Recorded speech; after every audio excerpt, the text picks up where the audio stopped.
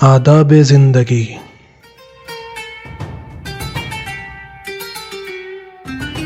آداب خانیداری، سفر کے احکام، لباس کے آداب اور بھی دیگر آداب جاننے کے لیے دیکھیے تہذیب الاسلام۔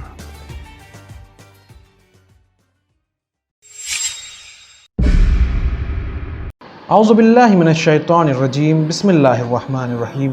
ناظرین اکرام، السلام علیکم۔ ایک مرتبہ پھر تہذیب الاسلام کے اس نئے ایپیسوڈ میں آپ سب کو خوش آمدید کہتے ہیں۔ پچھلے ایپیسوڈ میں ہم نے خواب کی تعبیر اور خواب کے سچے ہونے کے بارے میں جانا تھا۔ اسی گفتگو کو آگے بڑھاتے ہوئے آج مزید معلومات حاصل کریں گے۔ حدیث صحیح میں حضرت امام رضا علیہ السلام سے منقول ہے کہ میں بہت سے خواب دیکھا کرتا ہوں اور تعبیر بھی خود ہی دے لیا کرتا ہوں، اور جو تعبیر میں سوچتا ہوں وہی واقع ہوتی ہے۔ دوسری معتبر حدیث میں فرمایا کہ زمانہ رسالت مآب میں ایک عورت کا شوہر سفر میں گیا تھا۔ اس نے خواب میں دیکھا کہ میرے گھر کا ستون ٹوٹ گیا ہے۔ وہ عورت آن حضرت کی خدمت میں حاضر ہوئی اور اپنا خواب عرض کیا۔ آن حضرت نے فرمایا کہ تیرا شوہر صحیح و سلامت سفر سے واپس آئے گا۔ چنانچہ ایسا ہی ہوا۔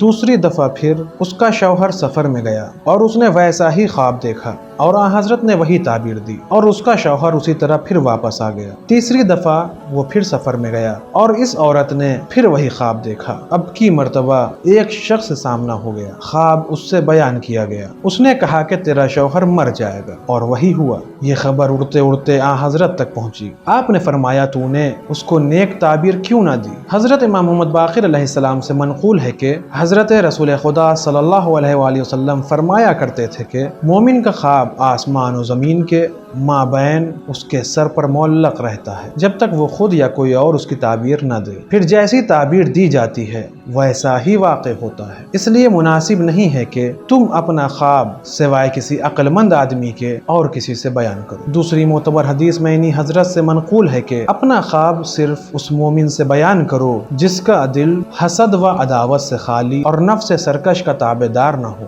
حدیث حسن میں منقول ہے کہ ایک شخص نے حضرت امام جعفر صادق علیہ السلام کی خدمت میں حاضر ہو کر عرض کی کہ میں نے آفتاب کو اپنے سر پر چمکتے ہوئے دیکھا ہے مگر بدن پر اس کی روشنی نہیں پڑی۔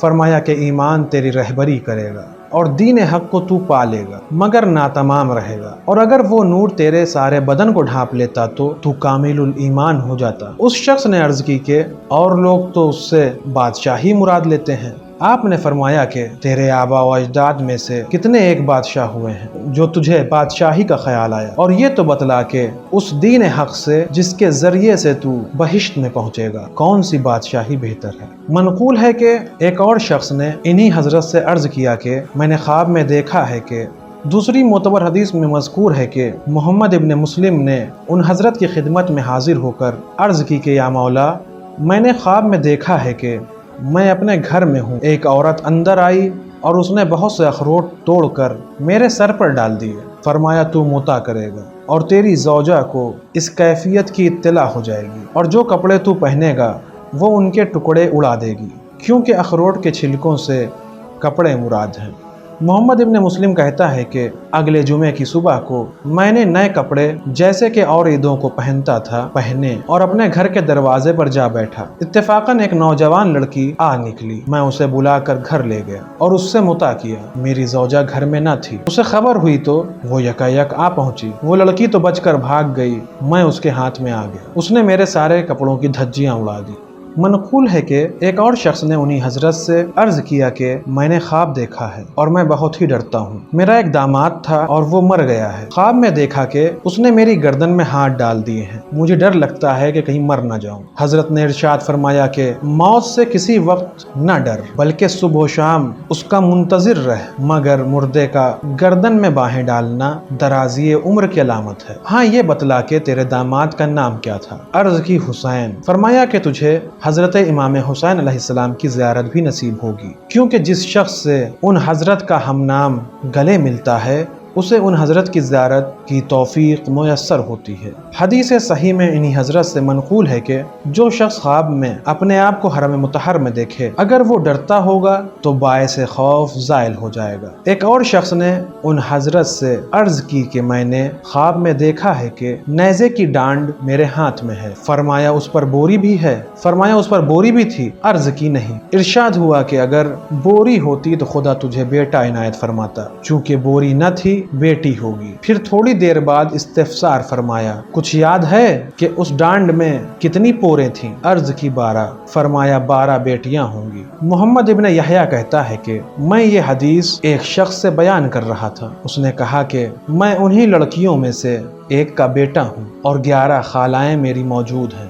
حدیث صحیح میں ہے کہ حضرت امام رضا علیہ السلام نے فرمایا کہ میں نے کل رات علی ابن یقطین کے غلام کو اس طرح خواب میں دیکھا کہ اس کی دونوں آنکھوں کے درمیان سفیدی ہے اور یہ تعبیر دی ہے کہ وہ دین حق قبول کر لے گا۔ دوسری حدیث میں منقول ہے کہ یاسر خادم حضرت امام رضا علیہ السلام نے ان حضرت کی خدمت میں عرض کی کہ میں نے خواب میں دیکھا کہ 17 شیشیاں ایک پنجرے میں ہیں۔ یکایک وہ پنجرہ گرا اور سب شیشیاں چکنا چور ہو گئیں۔ حضرت نے ارشاد فرمایا کہ اگر تیرا خواب صحیح ہے تو ضرور ہے کہ میرے اقربا و اہل بیت میں سے کوئی شخص 17 دن بادشاہی کر کے مر جائے۔ چنانچہ وہی ہوا کہ محمد بن ابراہیم نے ابو شرایہ کے ساتھ خروج کیا اور 17 دن کے بعد مر گیا۔ دوسری روایت میں منقول ہے کہ حضرت رسول اللہ صلی اللہ علیہ وآلہ نے فرمایا میں نے خواب میں دیکھا ہے کہ مجھے دودھ کا لبالب بھرا ہوا پیالہ دیا گیا اور میں نے اتنا پیا کہ میرے ناخنوں میں سے بہہ نکلا۔